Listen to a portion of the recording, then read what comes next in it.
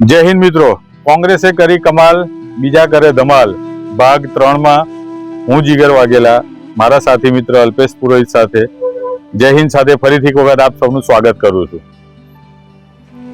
Sump त्यां jump, टीपे टीपे सरोवर भराय, विविधतामां एकता। तमने बधाने एम थशे के आ सुविचारो हूँ केम बोलुं छुं आज, परंतु आ सुविचारो एटला माटे बोलुं छुं केम के खूब नानी उंमरे आ बधा सुविचारो मारा मगजमां कंडाराई गયેલા હતા અને જેના કારણે એ બધા સુવિચારોને હું મારા જીવનમાં અમલીકરણ કરી શક્યો। આ મજબૂત પાયો ક્યાંથી નખાયો મિત્રો? આ મજબૂત પાયો મારી પ્રાથમિક શાળામાંથી નખાયો, જ્યાં પ્રાથમિક શિક્ષણ મેં લીધું એ મારી આ સ્કૂલ મરઘાભાઈ કિસાભાઈ વિદ્યા સરસ્વતી વિદ્યા મંદિર, આ સ્કૂલથી અમે પ્રાથમિક શિક્ષણ લીધું। એટલે એ સમયની જે પ્રાથમિક શિક્ષણ હતી એ શિક્ષણ નીતિ સરકારની જે હતી એ સમયે જે પ્રમાણેના શિક્ષકો હતા, આ માત્ર તમને જ્ઞાન આપવા માટેની કોઈ સંસ્થાઓ નથી, પરંતુ દેશના ભવિષ્ય તરીકે બાળકને ઉછેરી એનામાં માત્ર શિક્ષણ નહીં પરંતુ સંસ્કાર અને દેશ પ્રત્યે એક જવાબદાર નાગરિક બને એવી દરેક વાતનું એનામાં સિંચન કરવામાં આવતું હતું।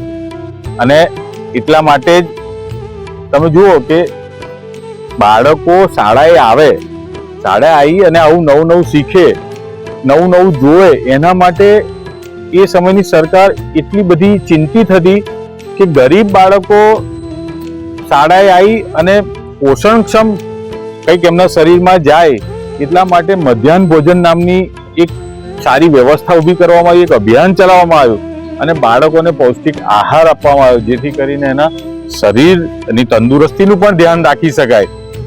હવે આ બધું અમે એનાથી એક બીજી સરસ વાત કહું મિત્રો કે નાના હતા ને ત્યારે પ્રાથમિક શાળામાં ના આવીએ પણ બાલ મંદિરમાં જવાનું થાય, આંગણવાડીમાં જવાનું થાય, ત્યારે અમારા ગામમાં આંગણવાડીના જે સંચાલક હતા ધૂળીબેન એ અમને લેવા આવે અને આખા ગામના છોકરાઓને ઘરે ઘરેથી લઈ અને જાણે પેલી મોટી બતક ટપ ટપ ટપ કરતી ચાલતી હોય, પાછળ એના સંતાનો એના બાળકો એની પાછળ ટપ ટપ ચાલતા હોય લાઈનમાં, એવું એ દ્રશ્ય દરરોજ સવારે ગામમાં સર્જાય અને એક સરસ મજાની વ્યવસ્થા હતી।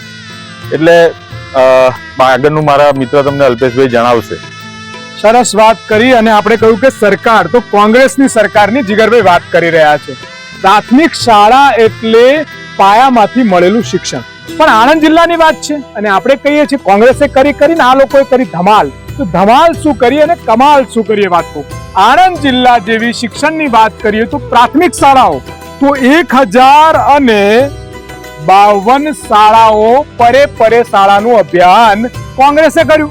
1052 શાળાઓ અહીંયા શરૂ કરી, એનાથી વધારે એમાં 6200 શિક્ષકો તો હાલમાં છે, એ શિક્ષકોને રોજગારી મળી અને 1,32,000 ઉપર વિદ્યાર્થીઓ છે, જે વિદ્યાર્થીઓને શિક્ષણ મળી રહ્યું છે।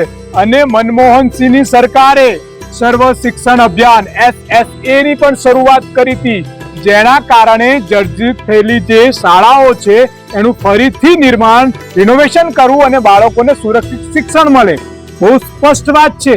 અને આ ભારતીય જનતા પાર્ટીની સરકારે આ જિલ્લામાં એવી 60 સ્કૂલો બંધ કરી દીધી।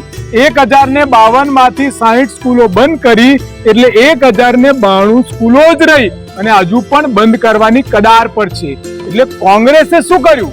તમારા હાથમાં દંડા અને ઝંડા નહીં મિત્રો, પણ તમારા હાથમાં આપી શિક્ષણની ડોર, તમારું ભવિષ્યને કેવું ભવિષ્ય? ઉજ્જવળ ભારતનું ભવિષ્ય આપ્યું।